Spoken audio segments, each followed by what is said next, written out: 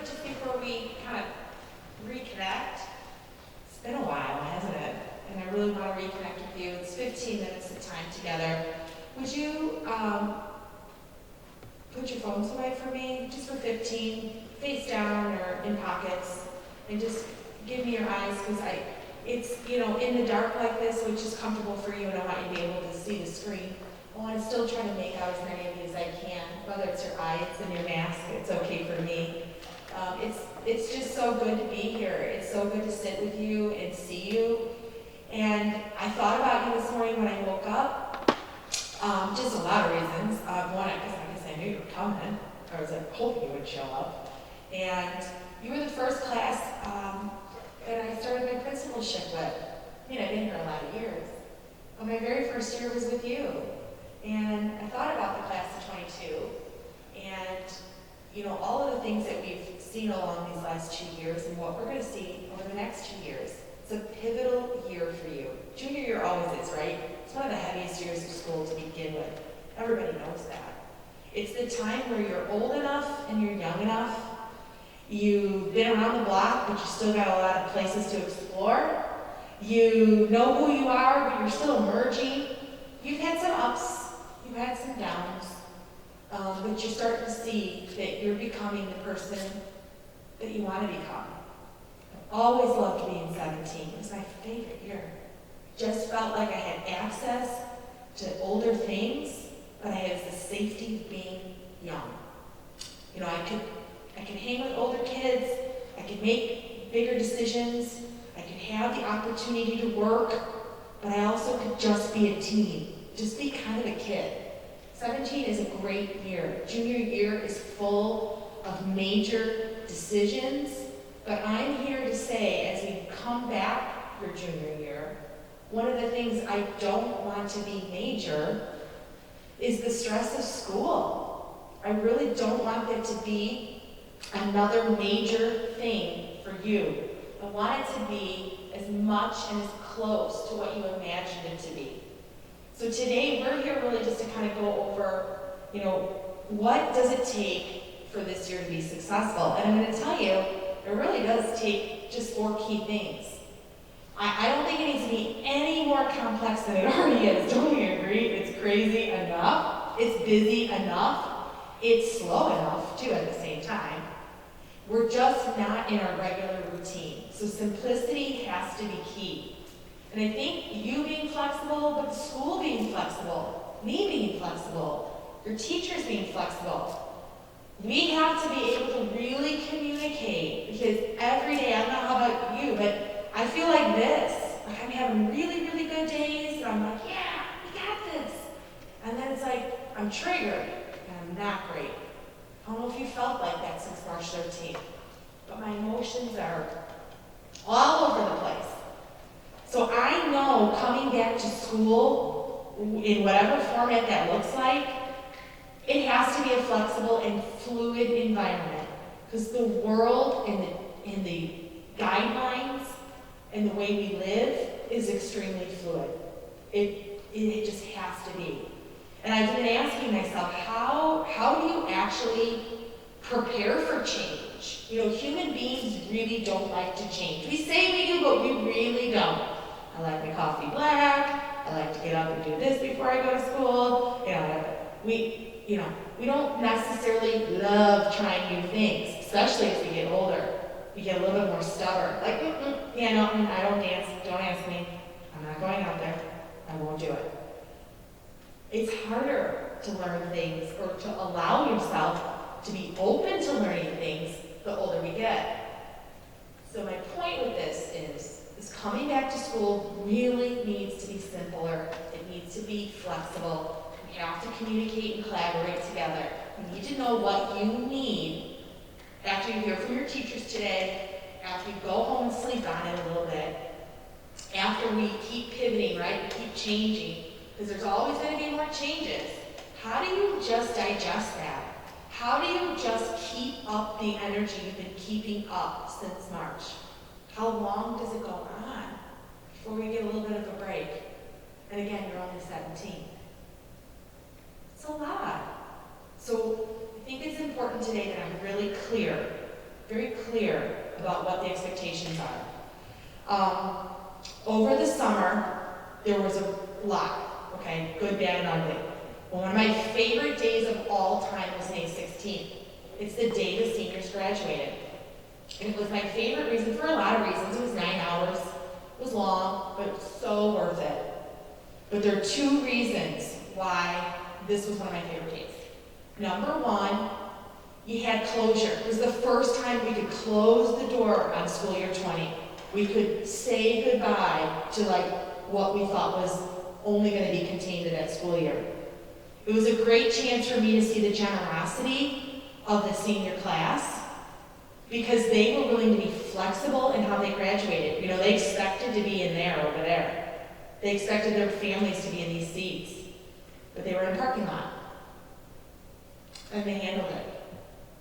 And the second reason I loved that day is because I was hopeful.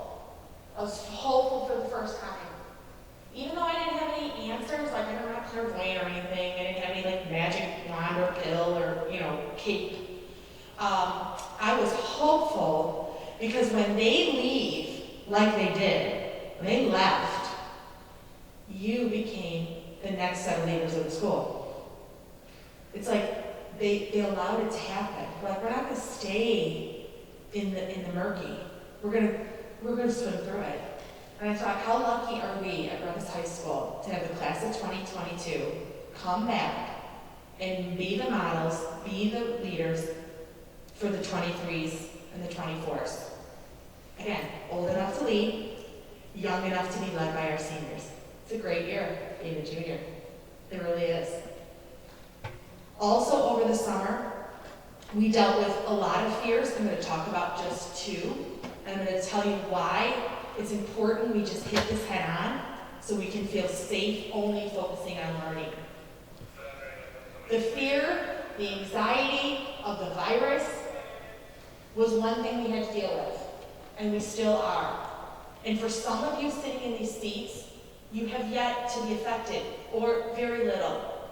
And that's okay, that's not your fault, it just is how it is. And some of you are sitting in this audience moved to tears or anger. You can't even talk about it. It's been so stressful for you. On top of that, it was a summer of unrest.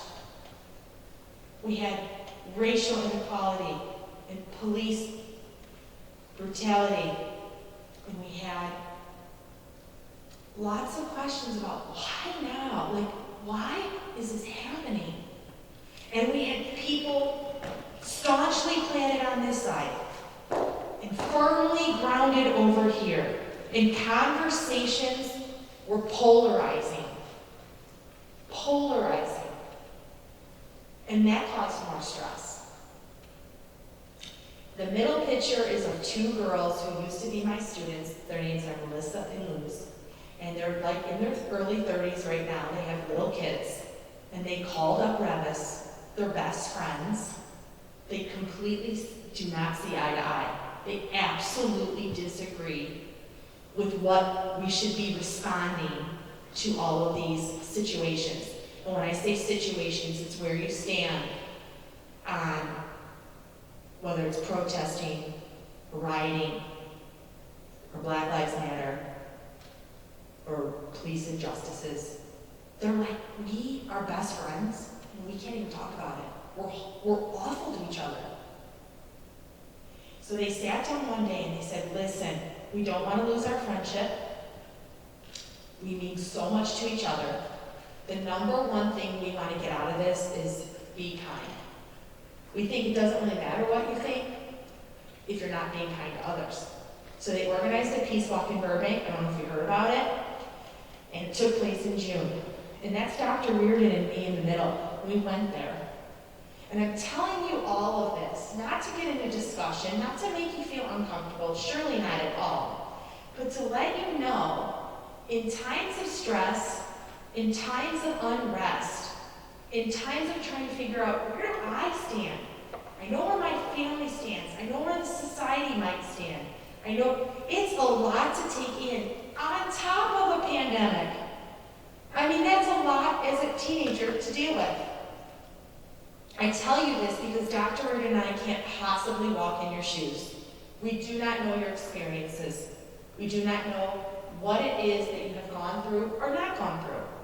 But I can guarantee you this, we will stand beside you, and we will walk beside you, and we will listen, and we will empathize, and we will do our best to make this the safest place for you. Because you should only have to worry about learning here, and even that should be fun. I know that seems like an oxymoron, but it's true. Learning should be the only thing you're worried about at Reavis High School. And you should want to worry about learning. You should want to learn. Because it's all about you chasing your dreams and being who you want to be. And in order for you to do that, we have to make this place safe. So we had to talk to the state, right? We're in stage 4. We had to talk to the IDPH and Stickney Township Health Department. We had to talk to the Illinois State Board of Education, which is really like the boss, right? The boss of all schools. And we had to talk to our Board of Education, and we had to say, listen, this is the opportunity we can provide safely for our students. How do you feel about that?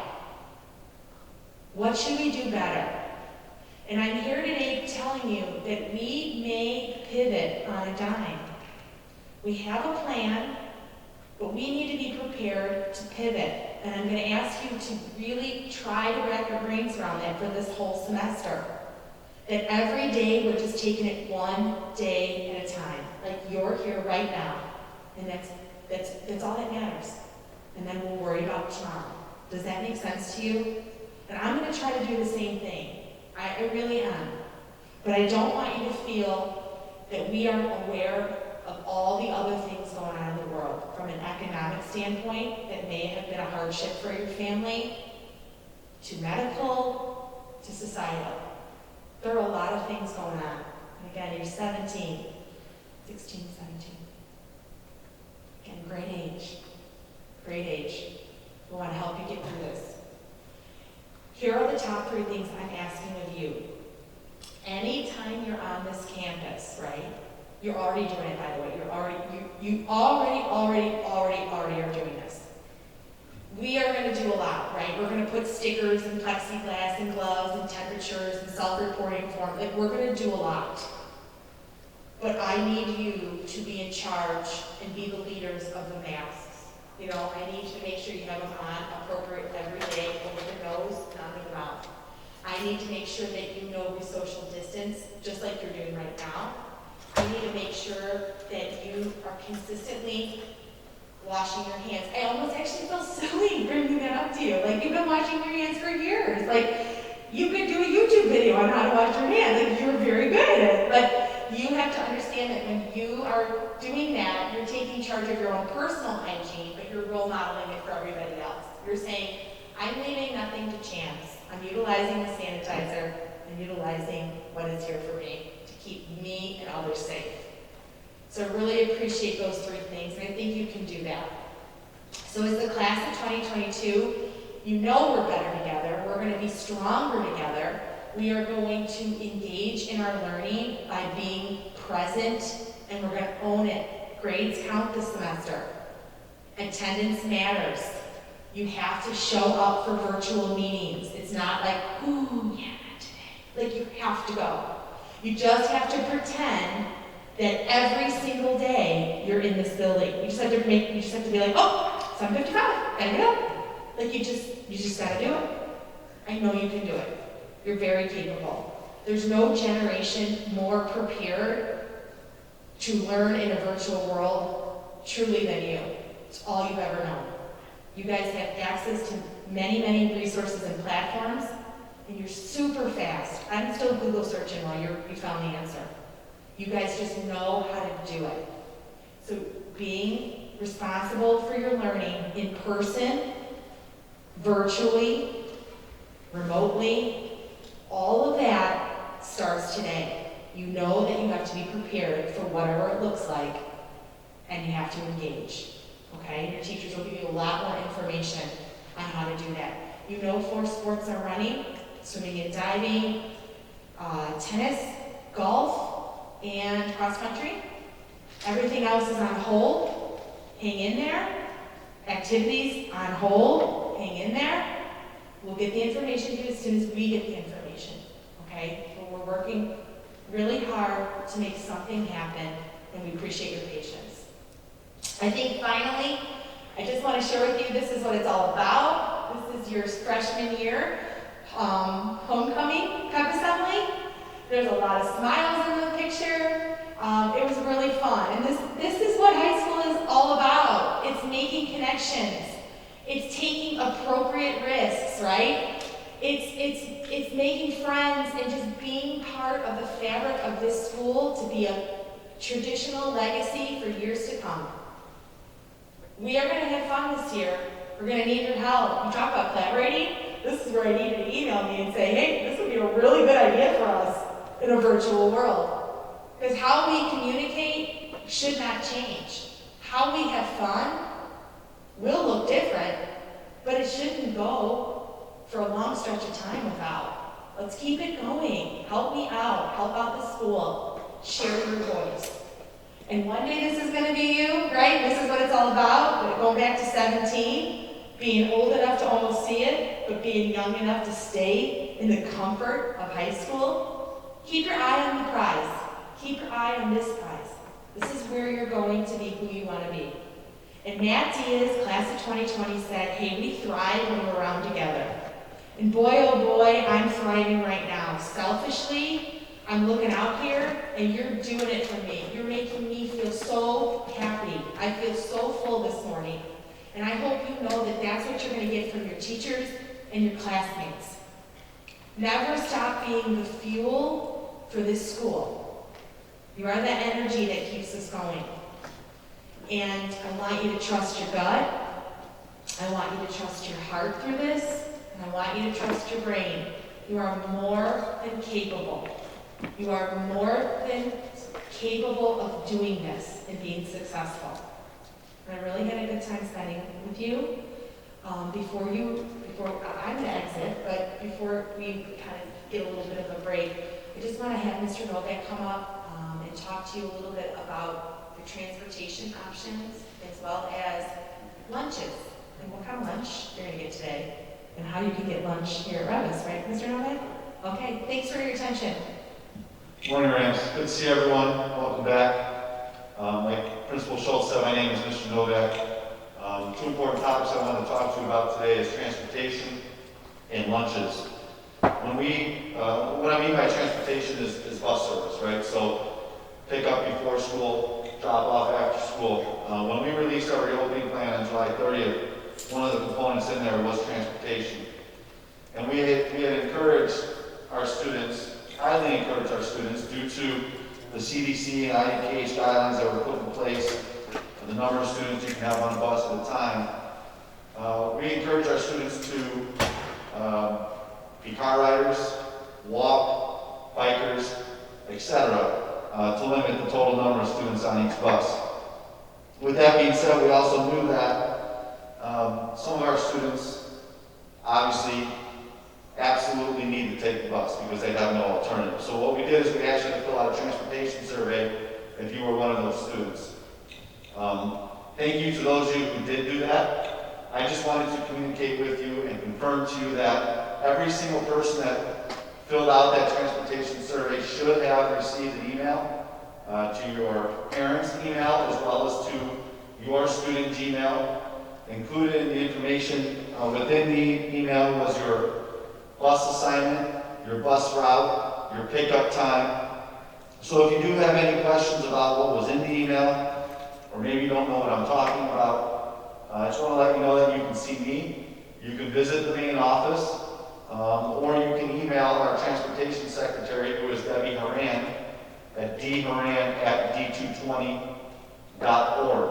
Okay, so if you do have any questions, please don't hesitate to contact us about the buses. All right, the second piece is lunches.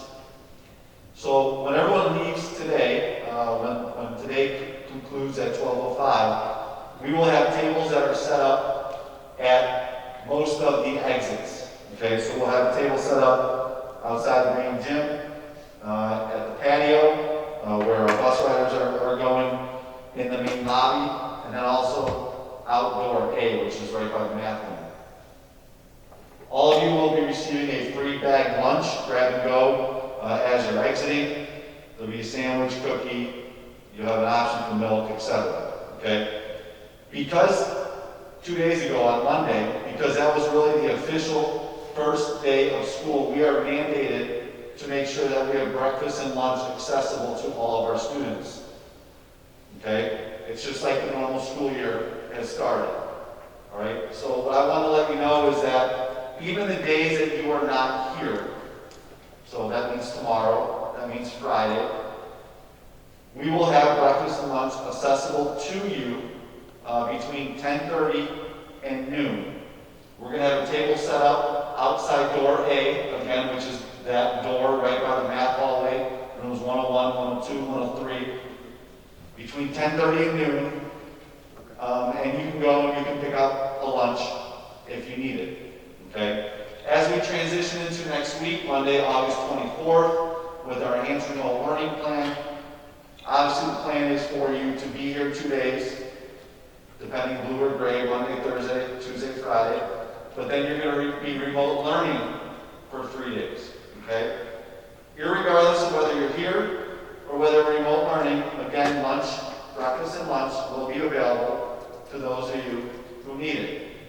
However, unlike today where it's free for everyone, next week, because it's the normal school year, you will be required to bring your ID, just as you normally would if you're in the cafeteria. So what will happen is you bring your ID up, they will scan it, and they will look to see whether you are free, reduced, or you need to pay, just as if it were the normal school year. Okay, some of you may have already sent in an application to the main office for a free reduced lunch. Others are directly certified through SNAP or TANF. And others of you just rely on the school to make your lunch each day, and you pay as you go. Okay? So on the days that you're supposed to be here, again, like today, we will have tables set up at the conclusion of each day. So at 12:25, there will be a table at the exit, so you would bring your ID or present your ID, they will scan it, and then you will either get a free lunch, a reduced lunch, which is 40 cents, as it was last year, or you pay for it, which was $3. On the days in which you are remote learning, okay, so those 3 days you're remote learning, we will have a table set up between 10:30 and noon. You can come to school, bring your ID, we scan it, you either get free, reduced, or paid lunch. Okay? Does anyone have any questions about lunch or transportation? All this information I just presented to you will be sent home in an email, basically summarizing it all, hopefully clearly and concisely. That'll be sent to your parents as well as sent to your student Gmail accounts. Okay? I appreciate your attention. You're going to have five or so minutes now in between sessions. You need to stand up, stretch, etc. Okay? Thank you. Appreciate it.